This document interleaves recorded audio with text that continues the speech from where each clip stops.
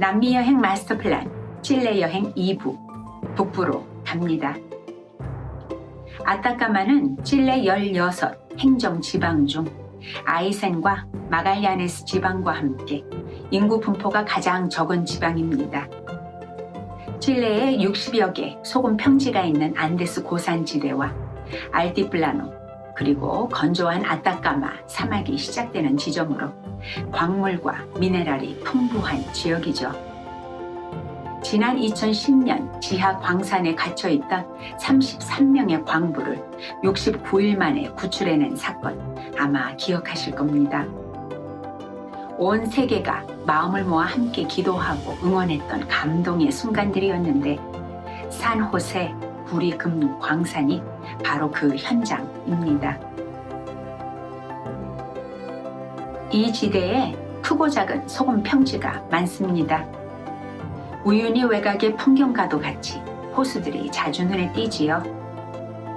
생태계와 자연 보호 지역입니다. 눈을 의심할 수밖에 없는 완벽한 칼립소 그린의 라구나 베르데 같은 호수는 감탄을 자아내고 희귀종 안데스 플라멩고들은 그룹지어 다니며 이 지역 자연의 완벽한 조화를 이룹니다.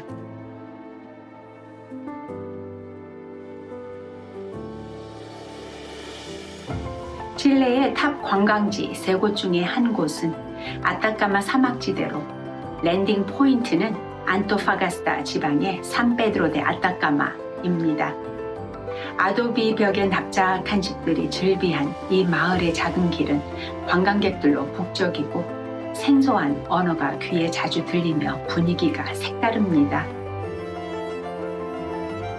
지구에서 가장 건조한 지역으로 알려져 있는 아타카마 사막은 비가 한 방울도 내리지 않은 곳도 있는데 지형이 매우 특이합니다.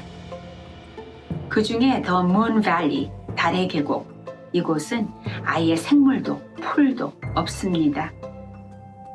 붉은 모래 언덕과 바위 그리고 소금까지 희끗희끗한 특이한 토지 형태를 보이지요.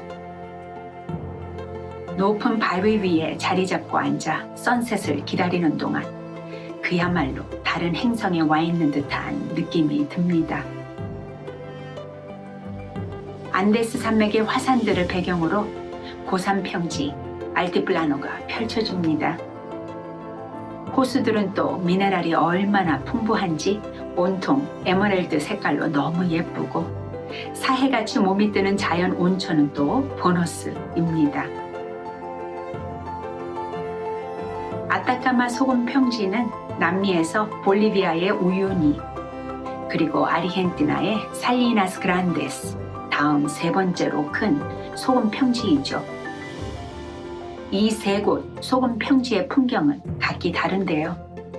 함께 21세기 백금으로 불리는 리튬 생산 삼각지대를 이루고 있습니다.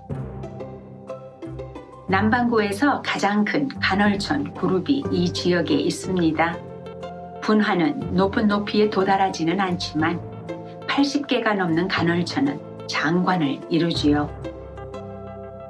숨쉬고 있는 지구, 우리가 주인이 아님을 일깨워주는 간헐천은 이곳뿐만 아니라 알티플라노 여러 곳에서도 볼 수 있습니다. 안데스산과 알티플라노에 화산이 많지요. 모두 등반이 가능한데 그 중에 산페드로 화산과 연결되어 있는 150m 높이 포르니아 화산 등반은 또 특별한 체험이 됩니다. 아타카마 사막의 고도, 건조한 공기, 그리고 도시의 빛과 공해 및 전파 간섭이 없어 이 사막은 천체 관측을 수행하기에 세계에서 가장 좋은 장소 중 하나로 중요한 국제급 천문대가 모여있는 곳이기도 합니다. 밤 10시에서 12시 사이 아타카마 사막에서 큰 텔레스콥으로 보는 밤하늘, 스타게이즈도 해볼만 하겠지요. 칠레 북단 지역 큰 부분은 아타카마 사막지대, 안데스, 알티플라노, 그리고 고산지대입니다. 그 중에 최북단 알티플라노에 위치한 라우카 국립공원은 완전 무공해져. 공기가 얇아 햇빛이 뜨거운 고요한 한낮의 호수의 거울 반영은 기가 막힙니다. 거기다 사슴같이 긴 목에 까만 눈망울이 너무 예쁜 야생동물 비꾸냐가 자주 눈에 띄는데요. 낙타과로 모든 동물 털 중에 가장 곱고 비싼 털을 가진 비꾸냐는 귀티가 철철 납니다. 이 지대는 비꾸냐 보호지역으로 내 나라가 합심해 멸종 위기였던 비꾸냐를 잘 지켜냈습니다. 사막지대를 끼고 있는 최북단 지역의 해안, 정말 드라마틱합니다. 페루의 일본 도로와 연결되며 아메리카 전 대륙을 연결하는 파나메리칸 하이웨이 한 부분인 루타 싱코는 칠레의 가장 긴 국도로 해변 도시들과 산티아고를 지나 파타고니아 호수 지역 푸에르토몽에서 끝납니다. 루타 싱코 국도를 끼고 있는 아리까 날씨는 연중 온화해 칠레의 영원한 봄의 도시라 부르지요.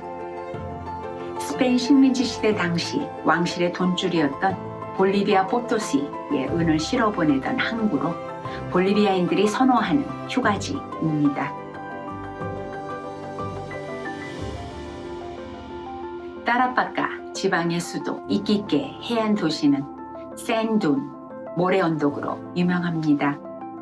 오후가 되면 태평양 바다의 바람이 더욱 세지고 습기가 올라오며 모래 언덕 갈색이 진해져 가다 보면 선셋이 시작됩니다. 이 언덕의 높이는 320m, 길이 4km. 마치도 꿈틀거리는 용의 모습 같다 하여 용의 언덕, 세로 드라곤이라 부릅니다. 태평양 바다를 마주하고 있는 도시의 빌딩과 함께 익숙하지 않은 풍경은 왠지 가슴이 멍해지는 감동이 있습니다. 칠레는 전 세계 구리 보유량이 가장 많은 나라입니다. 총 생산량의 54%는 라페르라 델 노르테가 불리는 안토파가스타 지방에서 납니다. 안토파가스타 도시는 칠레 광산 산업에 관계된 주요 서비스 허브로 현재 칠레에서 GDP가 가장 높은 곳이고 수도 산티아고와 마갈야네스 지방의 푼타 아레나스와 함께 리빙 코스트, 물가가 가장 비싼 도시 중에 하나이죠. 스페인 식민지로부터 1810년에 독립한 칠레는 아타카마 사막지대에서 은, 금 등 광산업이 활발했었습니다. 전쟁이 많았던 19세기 후반에서 20세기 중반까지 당시의 백금이라 불리던 질산 칼륨의 세계 수요 60%를 공급했었죠. 볼리비아는 칠레보다 15년 후 1825년에 독립해 안토파가스타 영토 주권을 주장합니다. 분쟁은 계속되고 1866년 칠레는 안토파가스타의 본 국민 인구가 압도적으로 많았음에도 불구하고 볼리비아 안토파가스타 주권을 인정합니다. 조건이 따랐죠. 위도 23도에서 25도 사이를 상호 이익 지대로 삼아 체득되는 은과 미네랄 성분 그리고 비료 성분인 관호의 소득 세금 처리와 지역 행정에 대한 내용이었습니다. 1874년 세부적인 조건과 함께 새로운 조약이 체결되는데 상호 이익 지대에서 채굴된 광물 수출세에 대한 이분 법적 세금 징수 구역을 폐지하고 볼리비아는 칠레가 내던 기본 세금을 25년 동안 인상하지 않는다라고 명시한 약속이었습니다. 또한 두 나라 사이 전쟁이 발발했을 때 양국 간에 존재했던 법적 지위를 확립한 이 조약은 후로 태평양 전쟁의 원인을 이해하는 데 있어 매우 중요한 역할을 하게 됩니다. 타라파카 그리고 아리카와 파리나코타 이 두 지방은 당시 페루 영토였죠. 1873년 페루는 볼리비아와 칠레를 견제하기 위한 상호 방위 체제 조약을 맺는데 곧 서로의 영토와 독립을 상호 보장하고 볼리비아가 페루와 상의 없이 칠레와 국경 조약을 체결하는 것을 금지하는 내용이었습니다. 1878년 쓰나미와 지진과 가뭄으로 힘들었던 볼리비아 정부는 상호 이익지대에 증가하는 소득을 활용하기 위해 칠레 광산 회사들의 세금을 인상키로 결정합니다. 페루는 두 나라 사이에서 중재 역할을 하기도 했습니다마는 결국 상업 분쟁으로 이어지고 페루가 볼리비아와 은밀히 맺은 조약은 결국 드러나고요. 1879년 4월 칠레는 두 나라를 상대로 전쟁을 선포하고 2대1의 태평양 전쟁이 시작됩니다. 5년간 전쟁은 휴전을 하고 세 나라의 마지막 국경 정리는 1929년에야 따크나와 아리까로 종지부를 찍게 되는데 칠레는 아리까를 볼리비아의 프리포르투로 그리고 따크나와 볼리비아 행정수도 라파스까지 연결되는 기찻길을 깔아줍니다. 아직도 변론과 논쟁거리로 뜨거운 태평양 전쟁에 대한 썰 많습니다. 물론 승자는 굳이 말할 필요가 없겠습니다마는 페루가 칠레에게 나라의 심장 리마까지 점령당하고 2년 7개월 동안 칠레 통치하에 있었던 일은 매우 불편한 팩트이고 또 바다가 없는 나라로 전락한 볼리비아는 매년 바다의 날이 오면 대통령은 바다를 되찾겠다는 한결같은 성명을 발표하지만 지난 2013년 UN 국제사법재판소의 최종 판결은 칠레 편을 들어줬고 이 문제는 다시는 국제법정에서 다뤄지지 못하게 되었습니다. 1879년 2월 첫 칠레 군함이 도착한 곳은 당시 질산 칼륨의 부도라 불리던 역사적인 멜본 클락 컴퍼니 부두입니다.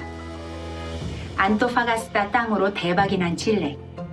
하지만 당시 칠레가 처해 있던 상황으로 덕을 본 나라도 있습니다. 아르헨티나입니다. 태평양 전쟁에 대한 기본 지식은 이 지역의 현지인들의 문화와 다이나믹, 세 나라의 정치 교류 이해에 많은 도움이 되죠. 준비한 만큼 여행의 즐거움은 더합니다.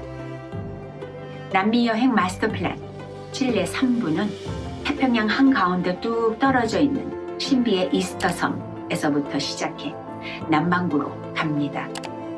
곧 뵙겠습니다. Hasta la próxima.